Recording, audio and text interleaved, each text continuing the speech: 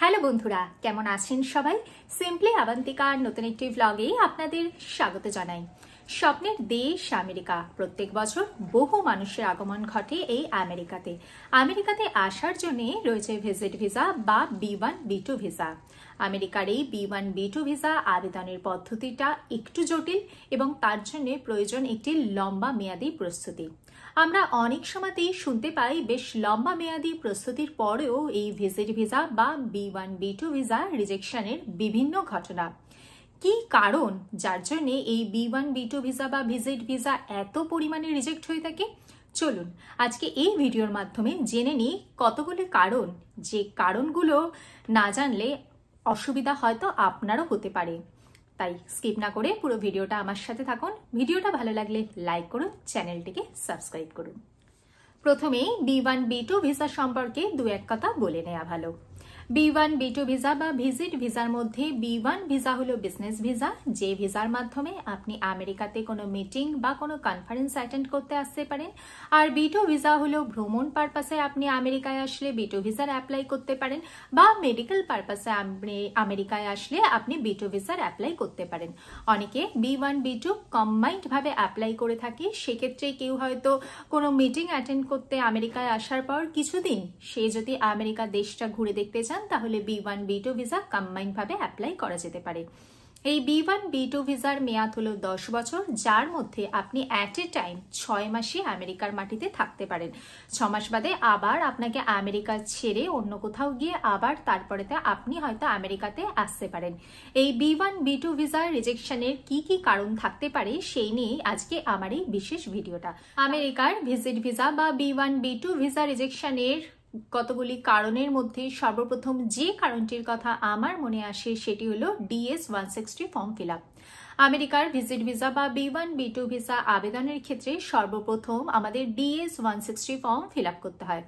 অনেক সময়তেই আমরা হয়তো নিজেরা DS-160 ফর্ম ফিল আপ করি না, আমাদের পরিচিত কোনো মানুষজন বা কোনো এজেন্টকে দিয়ে আমরা এই DS-160 ফর্ম ফিল আপ করাই।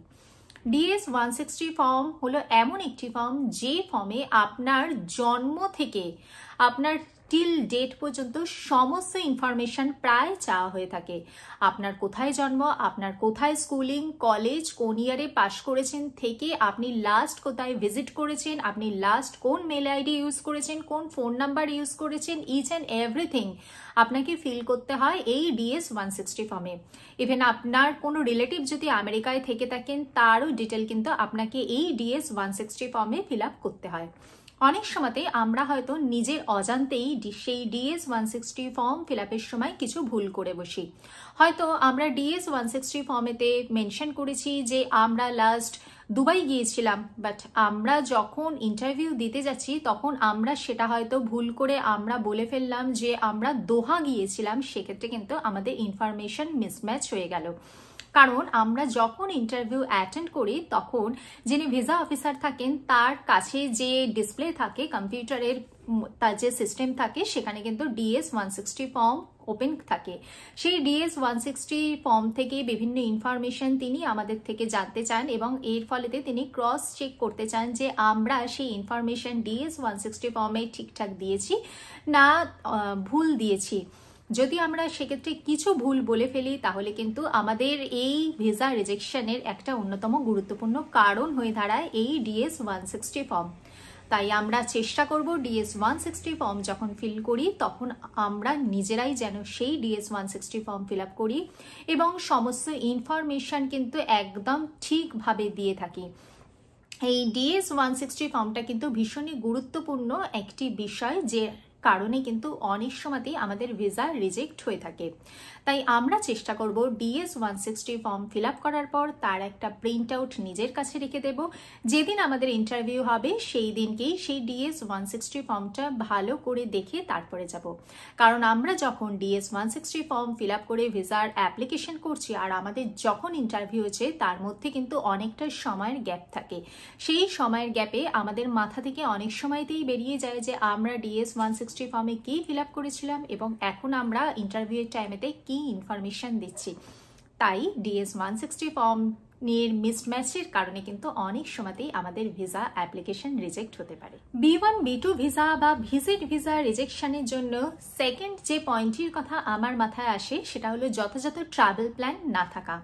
আমরা যখন ভিসা অ্যাপ্লিকেশন করে থাকি তখন আমাদের একটা টেন্টেটিভ ডেট বলা হয়ে থাকে, আমাদের সেই ডেটটা কিন্তু টেন্টেটিভই থাকে। আমরা যদি কোনো কাজিনের বাড়ি যাই, কাজিনের বাড়ি যদি ফ্লোরিডাতে হয়ে থাকে, তাহলে আমাদের সেই অনুযায়ী একটা ট্রাভেল প্ল্যান কিন্তু মাথায় রেখে দিতে হবে। আমরা তখন বলতে পারি আমরা ফ্লোরিডায় যাওয়ার পর আমরা মায়ামি ভিজিট করব, বা মায়ামি ভিজিট করে এতদিন বাদে আমাদের নিজের দেশে ফিরে আসব।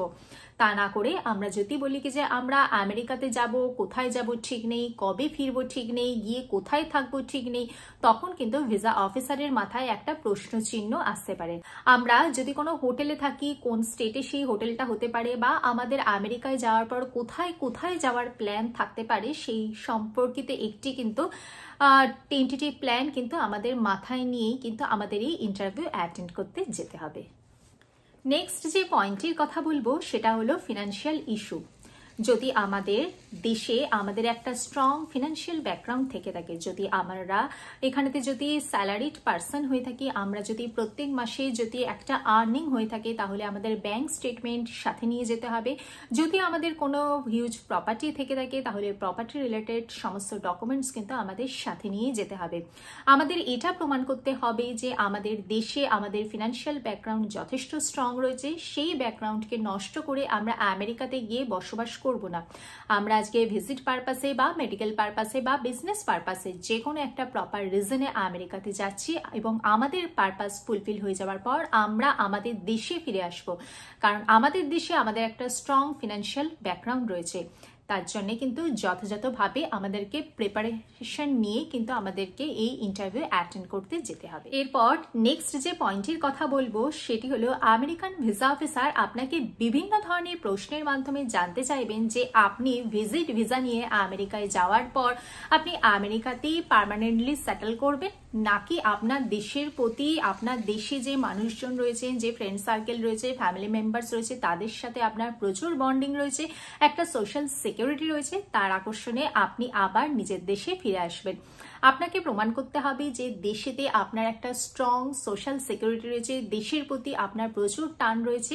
আপনি আজকে ভ্রমণ পারপাসে বা কোনো ফ্যামিলি মিটিং বা ফ্যামিলি গেট টুগেদার বা কোনো কনফারেন্স বা ভিজিট পারপাসে আমেরিকায় যাওয়ার পরেতে সেই পারপাসটা ফুলফিল হওয়ার পর আপনি আপনার দেশেই ফিরে আসবেন। সেটা কিন্তু আপনাকে বিভিন্ন প্রশ্নের মাধ্যমে উনি কিন্তু জানতে চাইবেন, এবং তার জন্য কিন্তু আপনি প্রিপেয়ার থাকবেন।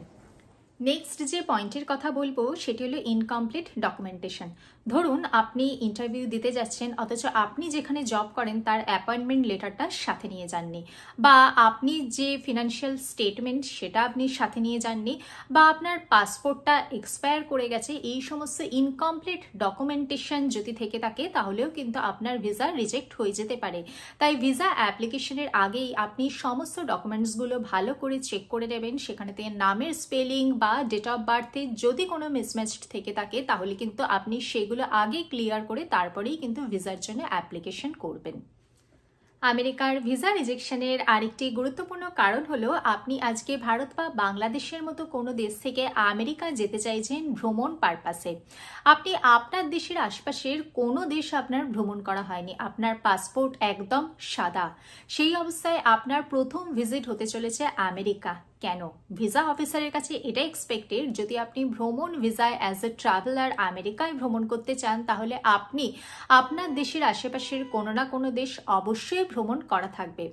তাও যদি আপনার সাদা পাসপোর্ট থাকে, সেই অবস্থায় কিন্তু আমেরিকার ভিজিট ভিসা পেতে কিন্তু একটু সমস্যা হয়তো হতেই পারে।